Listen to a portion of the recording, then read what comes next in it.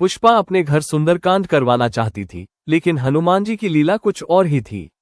जानिए, उसकी यह इच्छा आखिर कैसे पूरी हुई और आधी रात में हनुमान जी ने किस रूप में उसे अपने दर्शन दिए। ये कहानी मुंबई में रहने वाली पुष्पा की है।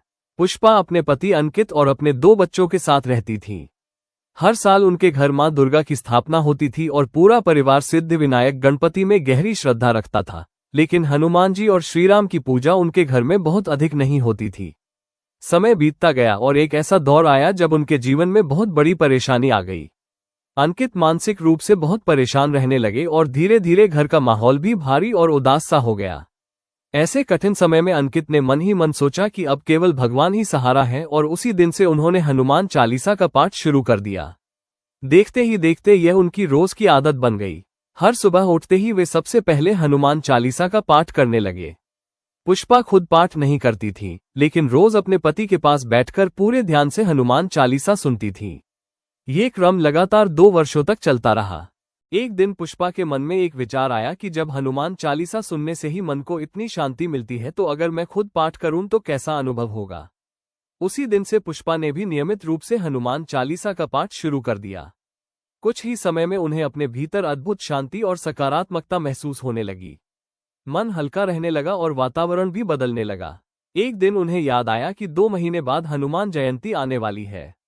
तभी उनके मन में एक गहरी इच्छा जागी कि वे उस दिन अपने घर में सुंदरकांड का पाठ करवाएंगी। जैसे जैसे दिन पास आने लगे, पुष्पा की बेचैनी भी बढ़ने लगी क्योंकि उनके पास सुंदरकांड करवाने के लिए पर्याप्त धन नहीं था। मन ही मन वे भगवान से प्रार्थना करने लगी कि हे प्रभु, कहीं से भी व्यवस्था हो जाए तो मैं जरूर सुंदरकांड करवाऊंगी। हनुमान जयंती का दिन आ गया, लेकिन आर्थिक कठिनाइयों के कारण सुंदरकांड नहीं हो पाया। पुष्पा बहुत उदास और निराश हो गई, फिर भी उन्होंने हनुमान चालीसा का पाठ नहीं छोड़ा। एक दिन वे अकेले बैठकर सोचने लगी कि वे तो केवल 3 महीनों से ही हनुमान चालीसा पढ़ रही है। शायद वे अभी हनुमान जी के उतनी करीब नहीं पहुंची हैं कि भगवान उनकी इच्छा स्वीकार करें। जैसे ही यह विचार उनके मन में आया, वैसे ही उनके भीतर गहरी शांति, संतोष और विश्वास का भाव जाग उठा।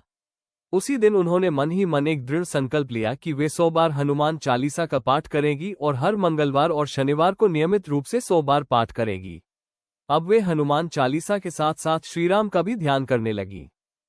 कोविड के समय उनके भवन के आसपास बहुत से बंदर आने लगे थे, लेकिन 100 पाठ के संकल्प के दौरान एक बंदर ऐसा आया जो बाकी सबसे अलग था। वो शांति से बालकनी में आकर बैठता, न तो शोर मचाता और न ही उपद्रव करता। पुष्पा को उसके प्रति एक अलग सी अपनापन और आकर्षण महसूस हुआ क्योंकि वह बाकी बंदरों जैसा नहीं था। वो उनके हाथ से केला खाता और उन्हीं के हाथ से पानी पीता। प्यार से पुष्पा ने उसका नाम गुप्पू रख दिया। गुप्पू लगभग रोज शाम 6 बजे बालकनी में आकर बैठ जाता। एक दिन गुप्पू शाम 6 बजे आया, लेकिन उस समय पुष्पा किसी काम में व्यस्त हो गई। देखते देखते अंधेरा हो गया और रात के 9 बजे जब उनकी नजर बालकनी की ओर गई तो वे ये देखकर हैरान रह गई कि गुप्पू अब भी वहीं बैठा हुआ था। 3 घंटे बीत चुके थे और वो चुपचाप प्रतीक्षा कर रहा था।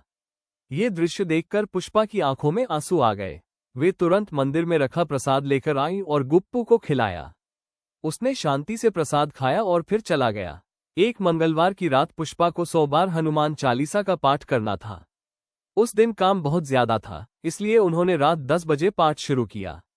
वे जानती थी कि उनके भवन के सारे बंदर शाम 7 बजे के बाद चले जाते हैं और रात में कोई भी बंदर नहीं आता। पाठ करते करते उन्होंने मन में हनुमान जी से कहा कि हे बजरंगबली, मैं आपकी आराधना कर रही हूँ। अगर आप सच में मेरी सुन रहे हैं तो मुझे कोई संकेत दीजिए।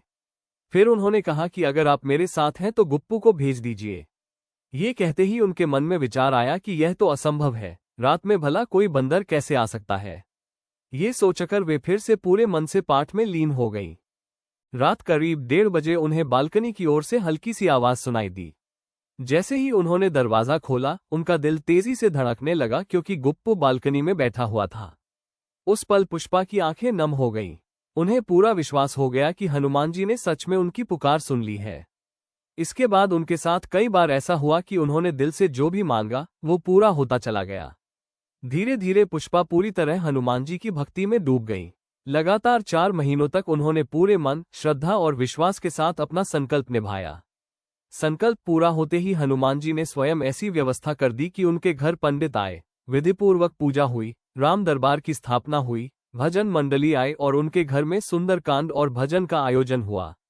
पुष्पा कहती हैं कि इंसान के मन में बहुत सी इच्छाएं होती हैं, लेकिन वे तभी पूरी होती हैं जब हम पूरे मन से भगवान के चरणों में स्वयं को समर्पित कर देते हैं। तब भगवान हर पल यह एहसास कराते हैं कि वे हमारे साथ हैं।